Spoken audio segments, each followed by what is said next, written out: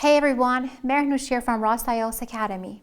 Today I want to talk to you about the latest IELTS speaking questions. It's always a good idea to practice different questions and topics before the test, but I know some of you might be worried about not having a wide range of vocabulary. Don't sweat it. Many candidates share the same concern when it comes to speaking. The truth is, not everyone has a massive vocabulary to talk about every familiar or unfamiliar topic. And guess what? That's totally fine. You don't need to know everything to answer the questions. What you really need are some effective strategies. So, let's get started, shall we? Today, we'll take a look at some of the latest Part 1 IELTS speaking questions, and I will share my own answers with you. After that, I will explain why I responded the way I did, based on the IELTS criteria. Sounds good, right? Let's dive in and have some fun. Okay then, now we are in the first part of IELTS speaking, and the topic today is books. First, I read the questions and then I give the answers to them. Here we go with the questions. The first one says, do you enjoy reading books? The second one says, what type of books do you like to read? The next one is, how often do you visit the library? The next one, what is your favorite book and why? The next question says, how do you choose which book to read? The next one is, do you prefer reading ebooks or physical books? So these are our questions, and now what I want to do is to give my answers to them. So you can listen carefully, and then I will analyze my own answers, telling you how you can get a high score in your IELTS speaking. So here we go with the first question. The question was, do you enjoy reading books? And here's my answer. Absolutely. Reading is one of my favorite hobbies. I find books to be a great source of knowledge, entertainment, and inspiration. Plus, it allows me to explore different worlds and perspectives. So first of all, I have given a short answer because we are in part 1, and normally we give like 2 to 3 sentences as our answers. Secondly, I try to use some vocabulary related to the topic. For example, source of knowledge, or some good connectives like the word plus, because you shouldn't only use and, so, but, because. Now the second question. What type of books do you like to read? And here is my answer. I have a diverse taste in books, but I particularly enjoy reading fiction, especially mystery and adventure novels. I also find self-help and personal development books beneficial for my personal growth. Here again, I have used some synonyms and also some good vocabulary in the topic, like a diverse taste in books, instead of saying that I like different kinds of books. Or self-help books, personal development books, and the personal growth. Now the third question. How often do you visit the library? And here is my response to that. To answer your question, I should say that I visit the library regularly. It's a peaceful and enriching environment where I can explore a wide variety of books. The library provides me with access to an extensive collection that I can enjoy without the need for purchasing each book individually. So as the question was asking about the frequency of me going to the library, I just explained that I go there regularly, and I gave more explanation on it.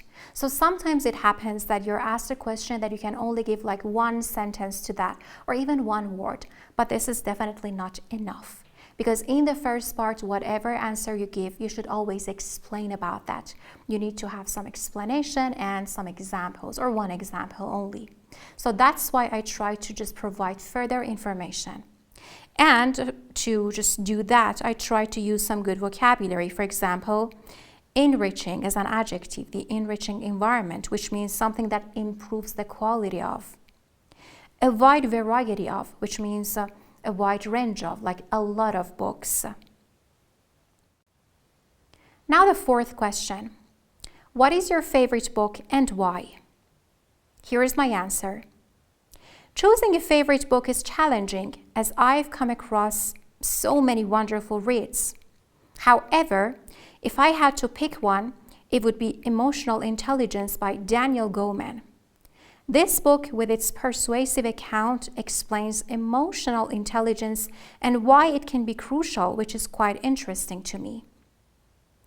In this answer, I tried to just say something because I didn't really know what exactly my favorite book is. So I just tried to explain about some book which might not be something that I really enjoy. But then I explain more like why I enjoy the book. So even if the examiner doesn't really ask you to explain about the reason why you like something, you should always provide some explanation. And for that, I try to use some good vocabulary, like to come across something, which means to discover something by chance. Wonderful reads, and by reads here I mean wonderful books. I have also used the word however, which is a very good connective, and you always use it instead of the word but to show contrast in your sentences. Now the next question. How do you choose which book to read? Here is my answer. Choosing a book to read is always an exciting adventure for me. I rely on a combination of factors when making my selection. Firstly, I consider recommendations from friends, family, and trusted reviewers. Their insights and personal experiences often steer me towards captivating reads.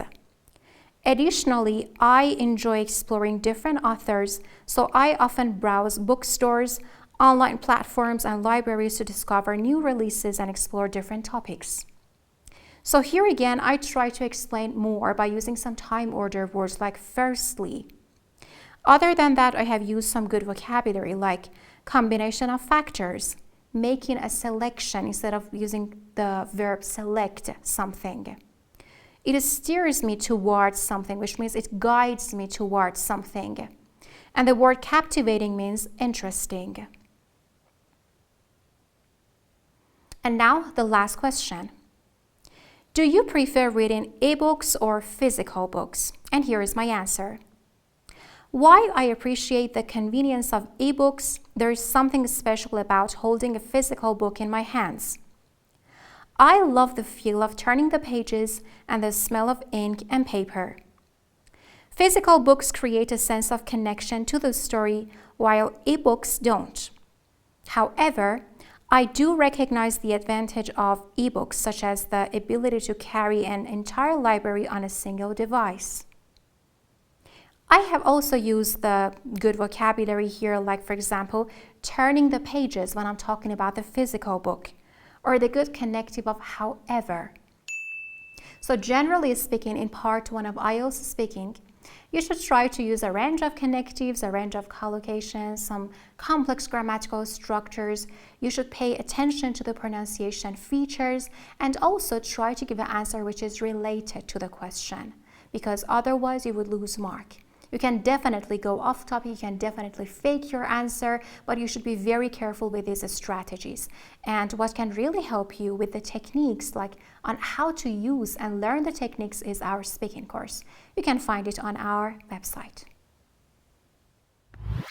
Fantastic. Just as we did today, you can search for speaking questions, share your own answers, record your responses, and then listen to them. If you're interested in receiving an evaluation from our expert examiners, go ahead and book an online speaking mock test with us. Believe me, this will make a big difference. Wishing you best of luck and looking forward to seeing you very soon. Stay tuned.